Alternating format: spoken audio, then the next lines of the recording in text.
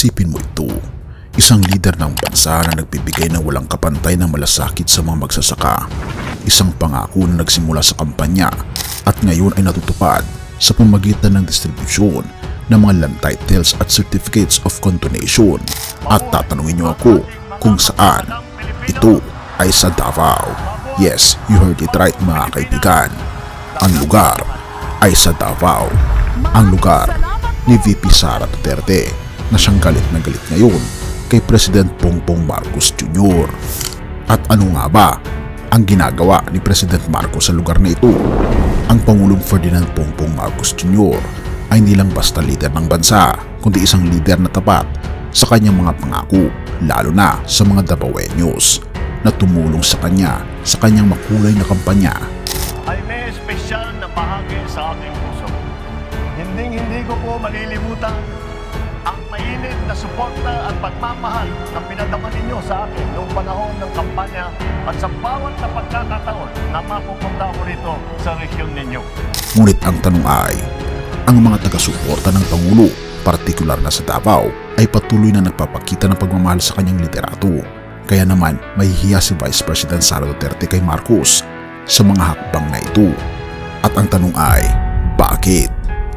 Halika, atin itong pag-usapan mga kaibigan.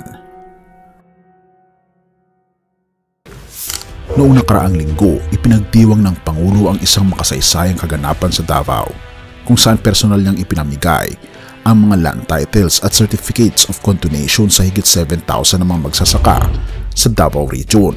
Ito ay bahagi ng implementasyon ng Republic Act 11953, ang New Agrarian Emancipation Act na naglalayong tanggalin ang mga utang ng mga magsasaka sa kanilang mga lupaing sinasaka. Therefore, hindi lang ito isang simpleng programa. Ito ay isang buhay na patunay na malasakit ng Administrasyong Marcos sa mga mahihirap na magsasaka at ang pagtupad sa mga pangako sa kanilang mga buhay. Ngunit habang ang mga Davaoenos ay patuloy na nagpapakita ng kanilang suporta kay PBBM at ipinagpapasalamat ang mga hakbang na ito para sa kanilang kabutihan, may mga pahayag na lumabas mula kay VP Sara Duterte nang siya naman ay pumunta sa baluarte ni PBBM na kung saan binanggit niya ang mga katagang hindi ako magpapatawad sa lugar ng Ifugao. Ang mga pahayag na ito ay maaaring walang kinalaman kay PBBM dahil wala naman siyang sinabi na mga pangalan, ngunit nagdudulot ng konting tensyon. Gayunpaman, hindi nagpapatinag ang ating Pangulo. Pero bago ang lahat ng yan, may pasabog ako sa inyo dahil ang Great Controversy na isa sa pinaka-best-selling na libro ngayon patungkol sa propesiya sa Biblia ay halos 40% off. Mabibili mo ito sa halagang 497 pesos na lang.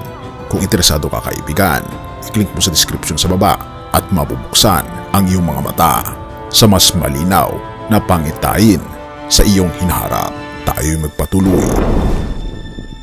Na binanggit niya sa Davao ang mga katagang malapit sa kanyang puso, ang mga Davaoenos. Ibig bang sabihin, malapit sa kanyang puso si VP Sara Duterte?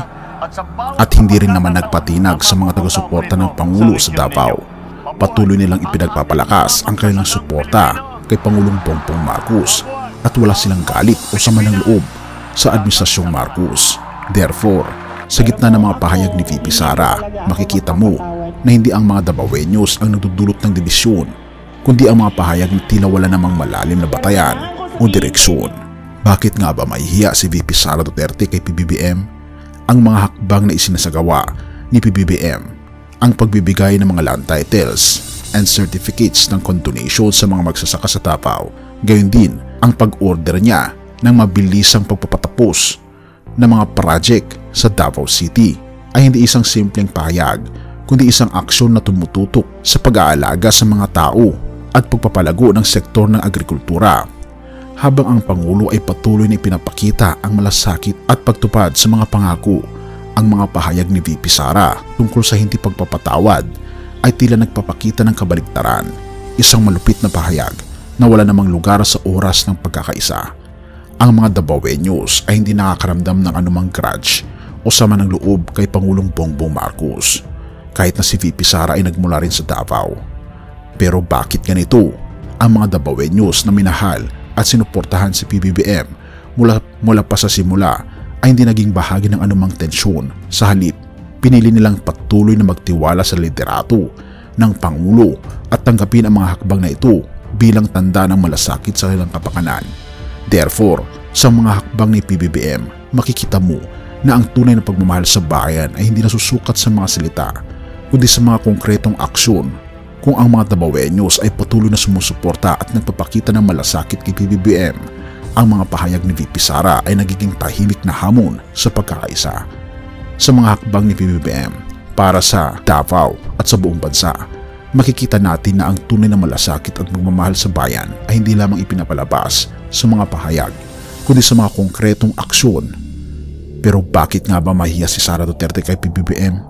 Sa kabila ng mga pahayag ni VP Sara, si Pangulong Bongbong Marcos ay patuloy nagpapakita ng malasakit sa pamamagitan ng mga hakbang na nakikinabang ang bawat Pilipino, hindi lamang sa Davao kundi sa buong bansa.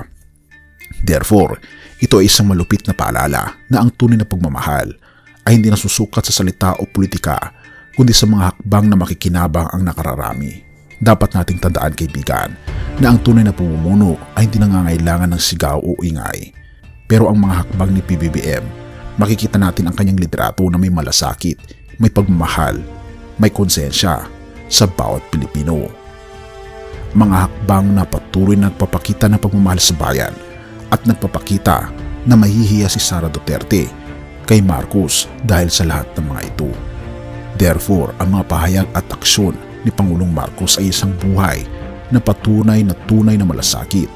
At sa mga hakbang na ito, makikita natin ang tunay na pagmamahal sa bayan ay hindi natitinag. Roma 12 verse 19, huwag kayong magiganti kundi magbigay daan sa galit ng Diyos, sapagkat nasusulat, sa akin ang paghihiganti, ako ang maghihiganti, sabi ng Panginoon. Ang talatang ito mula sa Roma ay nagsisilbing gabay sa atin na sa gitna ng mga alitan at tensyon sa ating paligid. Sa kabila ng mga pahayag at pagkakaiba ng opinyon, inaanyayahan tayo ng ating Panginoong Diyos na magbigay daan sa kanyang katarungan, hindi sa ating sariling galit o paghihiganti. Ang tunay na liderato, gaya ng ipinapakita ni Pangulong Marcos, ay hindi nagmumula sa pagpapakita ng galit o pagtuligsa sa iba, kundi sa pagpapakita ng malasakit at aksyon para sa ikabubuti ng nakararami. Ang pagkakaisa at pagmamahal sa kapwa ay mas mahalaga kaysa sa mga salitang nagdudulot lamang ng pagkakawatak-watak. Ang mahakbang ni Pangulong Marcos, lalo na ang mahakbang para sa mga magsasaka sa Davao, ay isang halimbawa ng pagpapakita ng malasakit at pag-aalaga sa mga taong nangangailangan. Hindi sa mga pahayag o salita, kundi sa konkreto at matuwid na aksyon, dito nasusukat ang tunay na pagmamahal sa bayan. Bilang mga tagasunod ng ating Panginoong Jesucristo, tayo ay tinatawag na maging instrumento ng kapayapaan at pagkakaisa, kaibigan. Ang mga pahayag ng galit at hindi pagpapatawad ay hindi nagdudulot ng tunay na pag-unlad, kundi naghahatid lamang ito ng pagkakawatak-watak. Naway matutunan natin ang halaga ng pagiging mahinahon at mapagkumbaba sa kabila ng mga hamon na ito. Purihin ang ating Panginoong Diyos at tayo manalangin. Ama naming Panginoong Diyos na makapangyarihan sa lahat, nagpapasalamat po kami sa iyong patuloy na paggabay sa aming buhay. Salamat sa mga aral na itinuturo mo sa amin tungkol sa pagmamahal, pagkakaisa at pagpapatawad.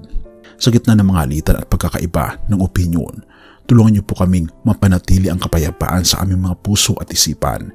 Naway matutunan naming sundin ang iyong mga salita at itaguyod ang pag-unawa at malasakit sa aming kapwa, kahit na may mga hindi pagkakasunduan. Ama naming Panginoong Diyos, kami po ay lumalapit sa iyo at humihiling ng lakas na magpatawad sa mga nagkasala sa amin at maging handa na magbigay daan sa iyong katarungan, hindi sa aming galit. Naway maging halimbawa kami ng iyong pag-ibig at malasakit sa bawat isa, at sa bawat hakbang na aming ginagawa, magpatuloy kami sa paglilingkod para sa kabutihan ng aming komunidad at ng aming bansa. Basbasan niyo po ang mga nanonood at nakikinig ng panalangin ito. Pagkalooban niyo po sila, o aming Panginoong Diyos, ng kapayapaan sa kanilang mga puso, kalakasan sa kanilang mga pangarap, at gabay sa bawat hakbang na kanilang tatahakin. Patuloy mo po silang samahan sa kanilang mga pagsubok at magbigay ng tamang direksyon sa kanilang buhay. Salamat po, o aming Panginoong Diyos, sa iyong walang sawang pag-ibig at gabay, at ang lahat ng ito ay aming ipinagpapasalamat at inilalapit sa inyo. At salamat, o aming Panginoong Diyos, sa pagdinig ng aming mga panalangin, at patunayan niyo po kami, at patatagan niyo po kami, at patawarin po kami sa lahat ng aming pagkukulang at pagkakasala, sapagkat ito ang isa mo't hiling sa matamis na pangalan ng aming Panginoon Hesus. Amen.